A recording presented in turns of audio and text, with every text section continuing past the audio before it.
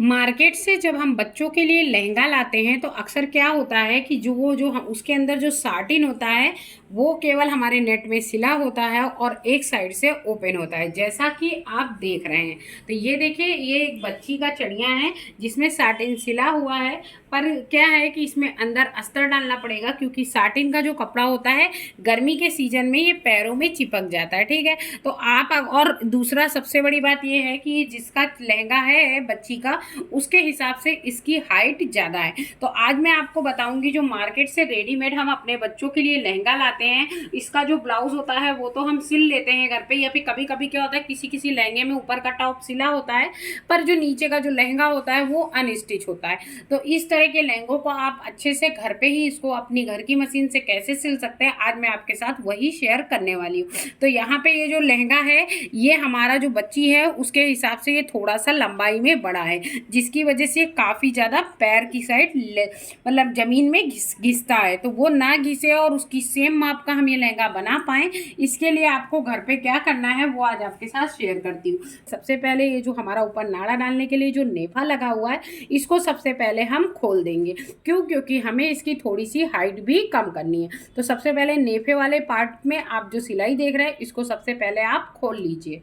नेफे को हमने यहाँ पे खोल लिया है। नेफे को खोलने के बाद अब आपको क्या करना है, इसमें जो साटिन है, इस साटिन को इस कपड़े से अलग कर देना है। दोनों साइड बहुत ही बड़ी बड़ी सी सिलाई लगी रहती है, तो यहाँ पे आप इसको खोल के आप इस सिलाई को खींच दीजिए और इजीली ये साटिन का कपड़ा अलग हो जाएगा। साटिन का कपड़ा हम इससे इसलिए अलग कर रहे हैं क्योंकि जो हमारी कमर है वो भी कम है और नेट का जो कपड़ा है, जो नेट का जो पोर्शन है वो काफ़ी ज़्यादा बड़ा है। ये देखिए, यहाँ पे आप देख रहे होंगे जो हमारा नेट का पोर्शन है वो काफ़ी ज़्यादा यहाँ पे बड़ा है। तो यहाँ पे सबसे पहले आप साटिन के कपड़े को खोल करके अलग कर लीजिए और उसके बाद यहाँ पे हमने हमारे साटिन के कपड़े को भी अलग कर लिया है। आप सबसे पहले ये जो नेट के कपड़े को हमने अलग किया है, इसको पहले हम 4 फोल्ड में फोल्ड करेंगे। तो यहाँ पे हमने इस नेट के कपड़े को 4 फोल्ड में यहाँ पे फोल्ड कर लिया है। अब इसको अच्छे से अपने टेबल पे हम पहले बिछा लेंगे। तो यहाँ पे जो हमारा नेट है इसको हमने अच्छे से 4 फोल्ड में बिछा लिया है। अब यहाँ पे हमको जो लंबाई लेनी है, बच्ची बहुत ज़्यादा मतलब पतली तो है पर लंबी बहुत ज़्यादा है, तो यहाँ पे हमको 40 इंच लंबाई लेनी है। ठीक है, तो 40 इंच में यहाँ पे 1 इंच का नेफा आ जाएगा, इसलिए हमने यहाँ पे 39 पे निशान लगाया है। तो 39 पे हम यहाँ पे निशान लगा देंगे। 39 पे निशान लगा लिया है। नेट पे निशान है इसलिए शायद आपको ना दिख रहा हो, लेकिन हमने यहाँ पे 39 पे निशान लगा लिया है। अब हमको क्या करना, अब हम यहाँ पे जो हमारा 39 का जो निशान है इसको हम यहाँ से कट कर देंगे। तो यहाँ पे हमने इसको कट करके निकाल दिया है, आप देख सकते हैं 39 हमने यहाँ पे कट किया है। 1 इंच का नेफा आ जाएगा तो 40 इंच टोटल प्रॉपर आ जाएगा। तो यहाँ पे इतना कपड़ा हमने कट करके निकाल दिया है। तो ये हमारे नेट की कटिंग हो गई है। अब इसको हम फोल्ड कर लेंगे। अब इसी के साइज से हम अपना नेट काटेंगे और इसी के साइज से हम अपना साटिन का कपड़ा कट करेंगे और इसी की सेम साइज से हम अपना अस्तर का कपड़ा कट। सबसे पहले यहाँ पे जो हमने साटिन का कपड़ा इस कपड़े से अलग किया था, उस कपड़ों को भी यहाँ पे हम 4 फोल्ड में पहले बिछा लेंगे। और उस कपड़े को मुझे नहीं लगता है कट करने की ज़रूरत है, क्योंकि वो बहुत ही ज़्यादा छोटा दिया हुआ था और उसी के हिसाब से यहाँ पे हमने इसको एक बार लेकिन माप लेते हैं। ठीक है, इससे क्या है कि मापना ज़रूरी है इस वजह से भी। तो आप देख सकते हैं यहाँ पे जो मेरा साटिन का कपड़ा है जो अंदर इसमें दिया हुआ था रेडीमेड में, वो एकदम इसके बराबर है और थोड़ा सा छोटा ही है। यहाँ पर आप देख सकते हैं, ये देखिए इतना छोटा है। तो यहाँ पर हम साटिन के कपड़े की लंबाई को कट नहीं करेंगे। ठीक है, अब ये जिसकी कमर है 32 इंच इनका वेस्ट है, तो 32 इंच है साटिन का।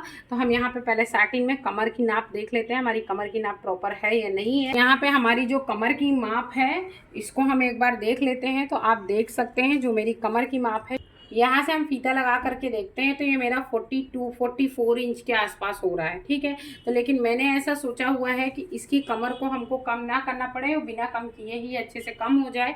तो यहाँ पे हम 4 बड़े बड़े टक्स दे देंगे, जिससे हमारा कपड़ा भी नहीं कटेगा और हमारी कमर का जो पार्ट होगा वो भी छोटा हो जाएगा। ठीक है, तो अभी हमने यहाँ पे इसीलिए इसका कमर को कट नहीं किया है। क्योंकि क्या है कि ये ज़्यादा बहुत ज़्यादा ब्रॉड नहीं है।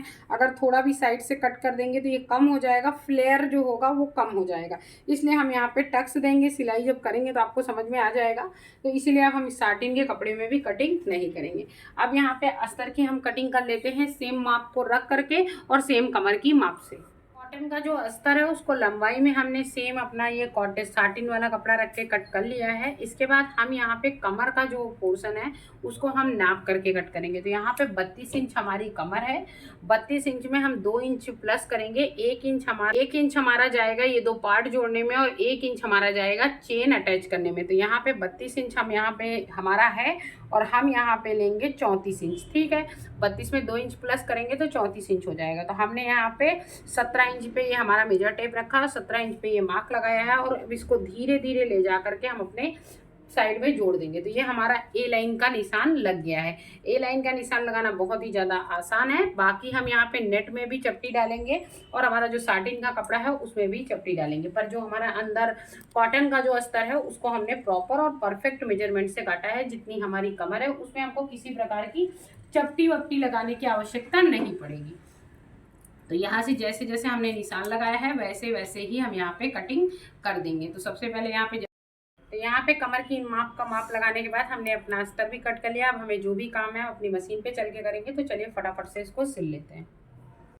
तो यहाँ पे इसको सिलना बहुत ही ज़्यादा आसान है। अगर आपने एक बार देख लिया तो आप इजीली इसको सिल सकते हैं। सबसे पहले अगर आप कॉटन का अस्तर लगा रहे हैं तो दोनों पार्टों को पकड़ लीजिए और पकड़ करके एक दूसरे के ऊपर रख दीजिए और रखने के बाद इसमें एक सीधी सिलाई चला करके एक पट सिलाई लगा करके दोनों पार्टों को सबसे पहले आप जोड़ दीजिए। तो यहाँ पे पहले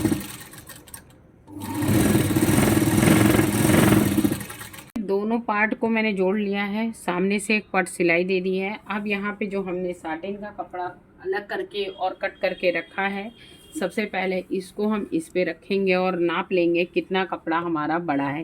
ठीक है, और एक चीज़ का ध्यान रखेंगे, साटिन के दो पार्ट में ये कपड़ा जुड़ा हुआ है, ये देखिए। तो इसका जहाँ पे जुड़ा वाला पार्ट है वो हमारे इसी अस्तर के कपड़े पे जुड़े वाले पार्ट पे आना चाहिए। ठीक है, आप चाहो तो इसके और दोनों के पार्ट को आपस में जोड़ करके एक पिन भी लगा सकते हो। अब मैं आपको दिखाती हूँ यहाँ पे जो हमारा साटिन का जो कपड़ा है, मतलब बहुत कम आपको कटिंग करनी है और स्टिचिंग फटाफट आप कर लेंगे। तो ये देखिए हमारे अस्तर के कपड़े से ये इतना बड़ा है। ठीक है, यहाँ मेरा अस्तर का कपड़ा खत्म हो रहा है, ये इतना बड़ा है। अब यहाँ पे 2 इंच की चपटी आप एक साइड दीजिए, 2 इंच की एक साइड दीजिए। तो ये जो कपड़ा है ये आपके इसी अस्तर के कपड़े के बराबर हो जाएगा। तो सबसे पहले आप इसको डबल फोल्ड कर लीजिए, आधे कपड़े को डबल फोल्ड करके एक और फोल्ड कर लीजिए और एक और फोल्ड करने के बाद यहाँ पे आप एक कट लगा दीजिए।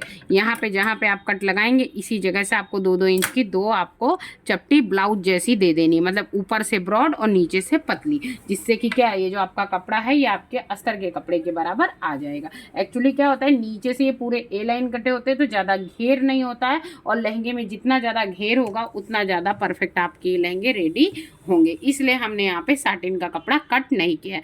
आप चाहो तो कमर की तरफ से भी कट कर सकते हो, लेकिन ब्लाउज जैसी चपटी दे दो, कपड़ा कट करने की ज़रूरत नहीं पड़ेगी, कपड़ा भी कम नहीं पड़ेगा और फिनिशिंग भी नीचे से भी अच्छी आएगी और ऊपर से भी अच्छी आएगी। थोड़ी सी लंबी प्लेट देंगे जिससे टमी के पास फूला फूला भी नहीं रहेगा और शेप भी काफ़ी ज़्यादा अच्छा आएगा।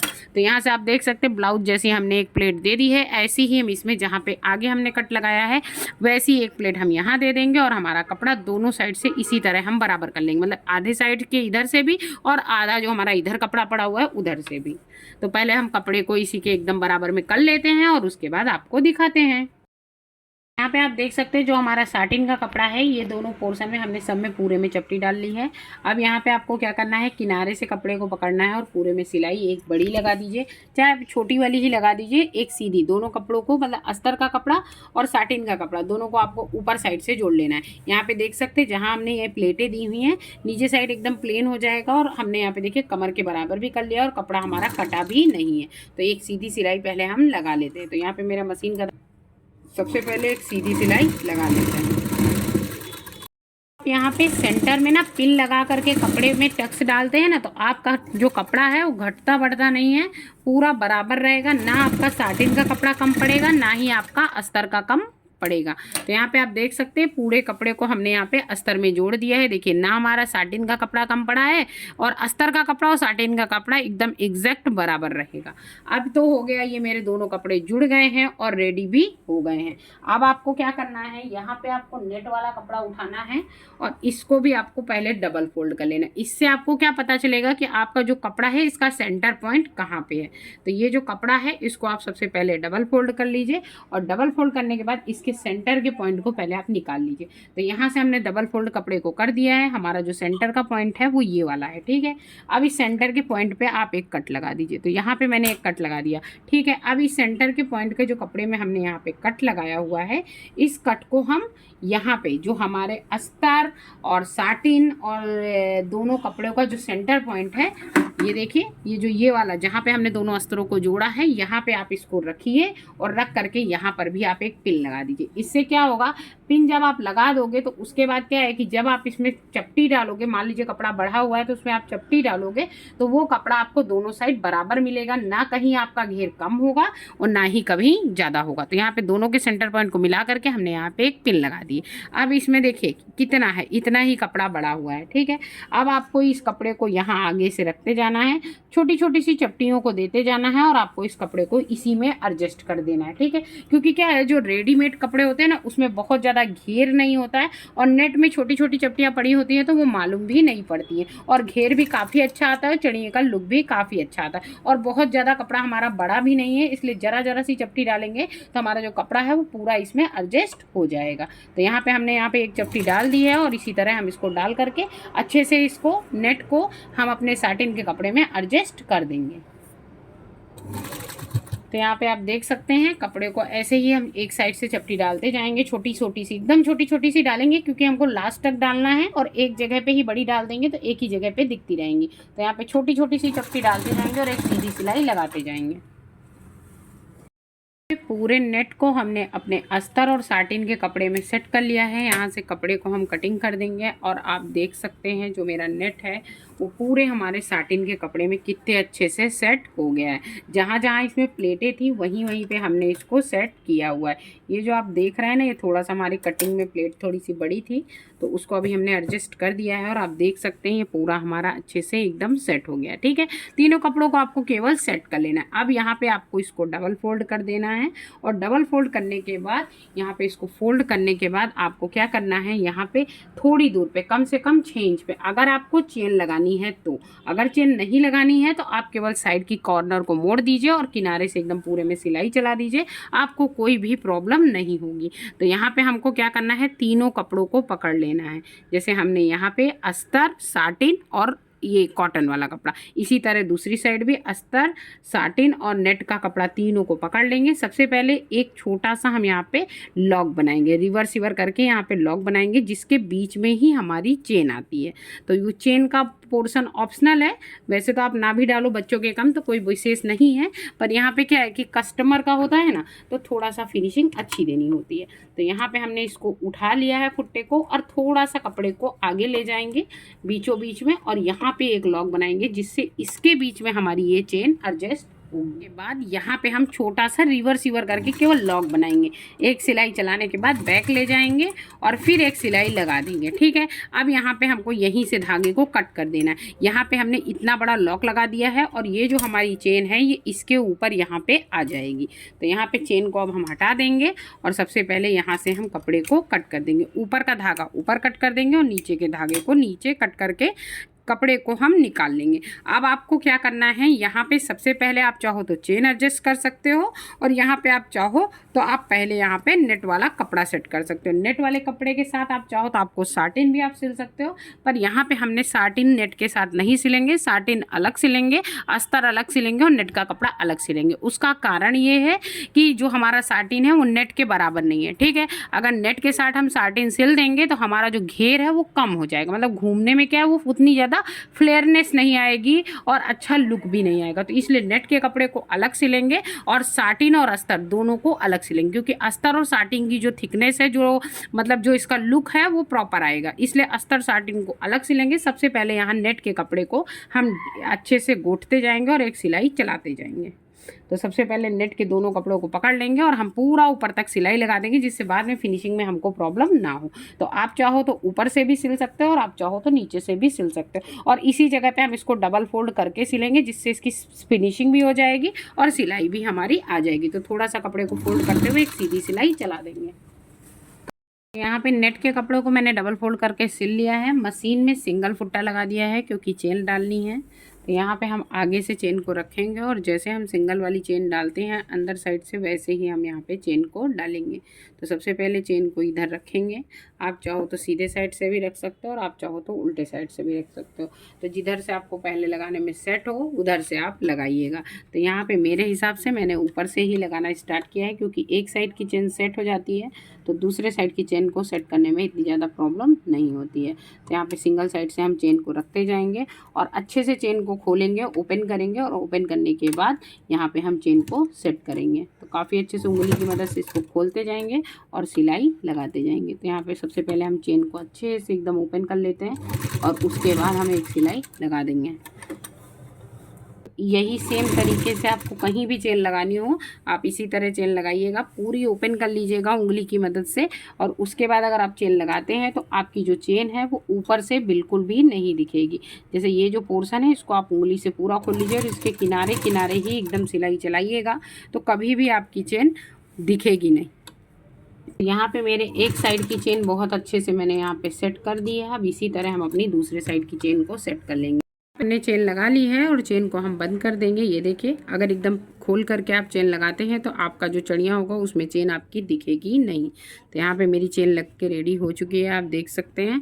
अब जो हमारा साटिन और अस्तर का जो पोर्शन है उसको हम सिल लेंगे और हमारा जो चढ़िया है वो पूरा रेडी हो जाएगा और खाली हमको नेफा ही लगाना हो जाए पड़ेगा। और जो यहाँ पे नेट का कपड़ा है जिसको मैंने पहले सिल लिया था उसको छोड़ देंगे, उसको नहीं पकड़ेंगे। यहाँ पे सिर्फ दोनों पोर्शन साटिन के और दोनों पोर्शन कॉटन के पकड़ करके आपको सिर्फ एक सीधी सिलाई लगा देनी है। आप चाहो तो दोनों को पकड़ करके गोट भी सकते हो कि जो धागे हैं वो ना निकले, और आप चाहो तो ऐसे भी सिल सकते हो, जैसे आपका मन करे वैसे सिल सकते हो। तो बहुत ही सिंपल और बहुत ही सरल तरीका है। और देख सकते हैं मैंने साइड का भी एकदम अच्छे से सिल दिया है। अब इसको हम सीधे करेंगे। गोटने से क्या है कि ये जो धागे हैं ये धागे नहीं निकलेंगे और एकदम प्रॉपर रेडी हो जाएगा और इसको सिलने में बहुत ज़्यादा टाइम नहीं लगता। अब हमारा ऑलमोस्ट पूरा चढ़िया रेडी हो चुका है। अब इसको मैं सीधा करके आपको दिखाती हूँ कि नेट को जो हमने इसके साथ नहीं जोड़ा है उसकी वजह से हमारे चढ़िए में कितना अच्छा फ्लेयर आएगा। तो ये देखिए, आप देख सकते हैं काफ़ी ज़्यादा फ्लेयर और बहुत ही ज़्यादा हैवी है। ये देखिए, नेट को अगर आप नहीं जोड़ते हैं तो ऐसा पूरा लुक आपका चढ़िए का निकल के आएगा। अब आपको क्या करना है, इंची टेप से आपको इसकी कमर नाप लेनी है और उसी माप का आपको यहाँ पे नेफे को अटैच कर देना है। तो यहाँ पे सबसे पहले हम चलते हैं टेबल पे और इसकी कमर को नाप लेते हैं और नापने के बाद हम यहाँ पे नेफे को अटैच करेंगे। तो चलिए टेबल पे चलते हैं। यहाँ पे आप देख सकते हैं मैंने चढ़ियों को डबल फोल्ड में ऐसे करके एकदम रख दिया है। डबल फोल्ड में ही रखिएगा और यहाँ से आप नाप लीजिए। ये देखिए, तो 16.5 इंच है, मतलब ये क्या हो गया, 16 दूनी 32 और आधा इंच इधर है और आधा इंच उधर है।